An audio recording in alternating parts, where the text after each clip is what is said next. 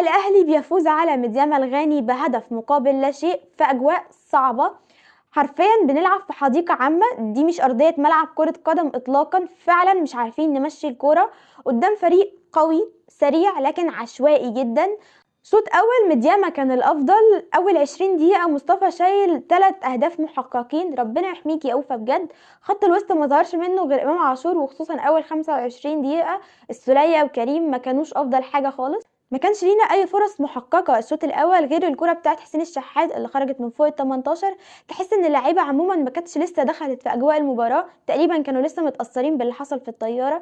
لكن بننزل الشوط الثاني باداء مختلف تماما. حسين الشحات بيسجل هدف اسيست من مودست بعد كره ولا اروع من السوليه. وبعد ما سجلنا الهدف ادائنا اختلف تماما، وخصوصا بعد التغييرات. بنعمل كرة صح، بننقل الباص بسرعه، بنوصل للجون كتير، ضيعنا اكتر من فرصه على عكس الشوط الاول تماما. الخلاصه كانت مباراه صعبه في اجواء